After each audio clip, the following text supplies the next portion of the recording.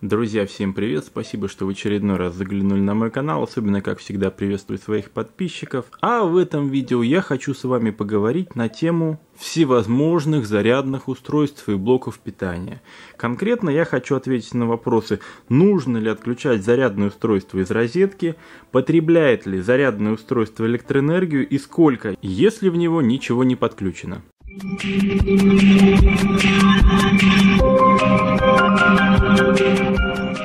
Ну что ж, поехали. Наверное, все знают, что более-менее современные зарядные устройства и блоки питания оснащены всеми необходимыми защитами, в том числе от перепадов напряжения. Во многих фирменных зарядных устройствах, более того, предусмотрены защиты от перегрева и замыкания, поэтому в целом можно считать их неплохо защищенными. При частых отключениях электроэнергии в вашей местности, да еще и со скачками, в том числе и летом при грозе, конечно же, лучше все-таки отключать и зарядные устройства, и другие электроприборы, во избежание их повреждения. Несомненно еще и то, что если ваша зарядка, как говорится, китайский ноунейм, то есть дешевая китайская подделка, то в ней в целях удешевления вполне возможно могут отсутствовать перечисленные виды защиты. И такие зарядки, как говорится, вы используете на свой страх и риск. Особенно осторожно нужно использовать зарядки, которые при включении без нагрузки в сеть питания умудряются при этом еще и нагреваться. Это крайне нежелательный вариант, который потенциально может привести и к пожару. Теперь то, что касается потребления зарядных устройств и блоков питания. Порог чувствительности современных электросчетчиков примерно равен 5 Ваттам. Это означает, что если у вас будет подключено только одно зарядное устройство, потребляющее обычно 25-45 мВч, то это значение счетчиком даже не будет учтено. А в случае учета, если переводить это число в деньги, то оно обойдется вам где-то от 10 до 20 рублей за 1 год. При этом наибольший износ зарядного устройства происходит в момент включения и выключения его в сеть. Исходя из этого, также можно порекомендовать не выключать зарядку из сети, что в общем-то может продлить срок ее эксплуатации. Ну а теперь самое интересное, проведем тест наличия потребления электроэнергии зарядками и блоками питания в режиме без нагрузки. Подключаем каждое из представленных здесь зарядных устройств, блоков питания, умных розеток, блоков питания от раций, от ноутбуков, от цифровых камер. В сети посмотрим, потребляют ли они электроэнергию и сколько. Поехали! Ну что ж, измерять мы будем ваттметром, будем смотреть, сколько каждый из зарядных устройств и блоков питания потребляет. Ну, примерно для сведения вам, старая лампочка накаливания потребляет примерно 60 Вт. Современные LED-лампы в основном потребляют где-то около 10 Вт. Сейчас мы посмотрим, сколько у нас потребляет, ну, для начала, например, классическое зарядное устройство от компании Nokia в режиме без нагрузки. Подключаем и смотрим. При подключении был скачок примерно до 1 Вт, 1,3. Затем значение обнулилось, то есть сейчас это зарядное устройство не потребляет нисколько. То есть такое устройство вполне себе безопасно оставлять без нагрузки, сетки надолго. Так, пойдем дальше по телефонным зарядкам. Теперь возьмем зарядку от телефона Alcatel. То же самое подключаем и смотрим. При подключении скачок до 1 Вт, 1,1, затем потребление упало до 0,1 или 1,2 Вт, и теперь значение 0. То есть зарядка у нас не потребляет в режиме без нагрузки нисколько. Соответственно, тоже эту зарядку можно рекомендовать оставлять в режиме без нагрузки, включенной в сеть питания. Так, следующее у нас будет зарядное устройство от беспроводной Bluetooth гарнитуры от компании Samsung. То же самое подключаем и смотрим ее потребление. 1 Вт, 0,2 Вт, 0 Вт. Нисколько не потребляет в режиме без нагрузки. Тоже абсолютно безопасно оставлять его включенный надолго в розетку. Так, следующий номер программы — это у нас зарядное устройство универсальное, то есть с USB-портом, подходящее для широкого перечня различных телефонов. Оно у нас достаточно мощное, тут, по-моему, оно 2-амперное. Ну, то же самое проверяем, включаем, смотрим.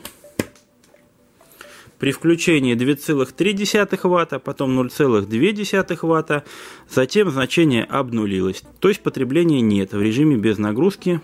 Соответственно, также можно рекомендовать оставлять данное устройство включенным надолго в режиме без нагрузки. Едем дальше. Так, следующий образец зарядного устройства будет достаточно интересный. Это у нас зарядное устройство от компании AOKEY. Оно поддерживает технологию Quick Charge 3.0, то есть это так называемая быстрая зарядка. А само зарядное устройство можно назвать умным или интеллектуальным. Также включаем и смотрим потребление. 3,3 Вт, скачок при включении. Затем значение обнуляется до нуля, то есть потребления нет в режиме без нагрузки. И опять-таки снова можно рекомендовать данное зарядное устройство в режиме без нагрузки оставлять включенным в сеть на долгое время. Поехали дальше. Так, зарядные устройства для телефонов у меня закончились. Следующее устройство это будет зарядное устройство от рации Baofeng UV82. То же самое включаем и смотрим на потребление. 0,3, 1,1 Вт, и потребление стабильно держится. То есть потребляет примерно 1 Вт в час. Оставлять или не оставлять зарядное устройство от рации Baofeng включенное постоянно, тут уже решать вам. 1,1 Вт. Так, а мы едем дальше. Так, далее следующим номером программы у нас будет зарядное устройство от цифровой камеры Canon. Подключаем тоже в режиме без нагрузки. Подключили. При включении скачок до 1 Вт. Далее значение обнулилось. Ну давайте для проверки я поставлю аккумулятор на зарядку. Вот у нас идет зарядка. 1,2 Вт, 1,1 Вт. То есть в режиме без нагрузки зарядное устройство потребляет 0. Абсолютно безопасно и можно рекомендовать данное устройство оставлять в режиме без нагрузки на долгое время включенным в сеть. Поехали дальше. Следующий номер программы это у нас будет умная розетка от компании Redmond, которая управляется соответственно с телефона по Bluetooth, либо есть версия, насколько я понимаю, по Wi-Fi, но это версия по Bluetooth.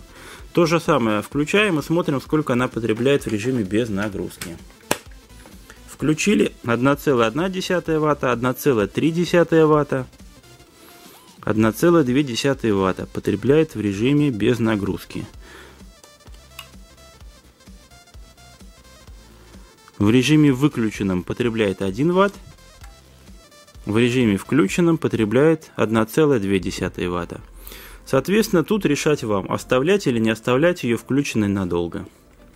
А мы едем дальше.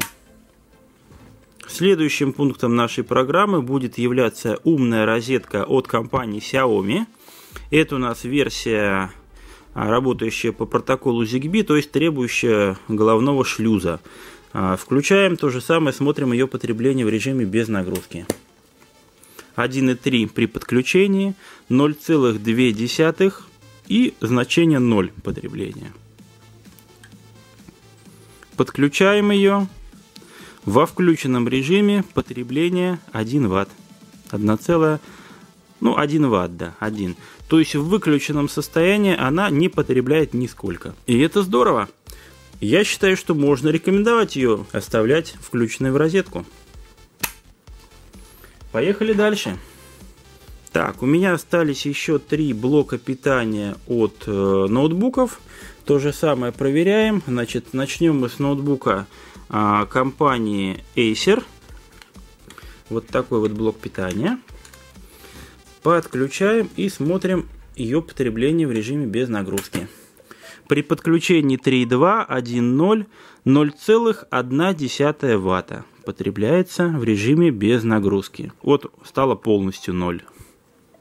Ну, скачет 0,01 Вт. То есть я считаю, что можно рекомендовать данное зарядное устройство от ноутбука Acer, а оставлять на долгое время включенным в режиме без нагрузки. Замечательно. Идем дальше. Так, следующее зарядное устройство вот такого типа. Это у нас блок питания от ноутбука. Так, то же самое проверяем в режиме без нагрузки, подключаем и измеряем значение. При подключении 8 Вт, ничего себе. Далее значение 0,2 Вт, 0,1 Вт, 0,2 Вт. Ну, тоже, в принципе, практически нулевое значение. По идее, вполне себе можно тоже рекомендовать данный блок питания оставлять включенным в розетке на долгое время в режиме без нагрузки.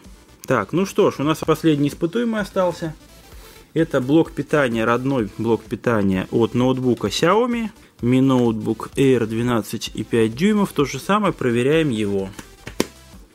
4 Вт при включении, 0,2, 0,1 Вт, 0 Вт, 0,1 Вт, 0 Вт, 0 Вт. Вообще 0 Вт. Смотрите, замечательно. 0,1 Вт иногда все-таки проскакивает. Замечательно. То же самое. Ну, в общем, вы сейчас сами убедились, что самый широкий спектр различных зарядных устройств и блоков питания вполне себе безопасно можно оставлять включенным в сеть электропитания в режиме без нагрузки. Практически никакого потребления электроэнергии у нас не идет.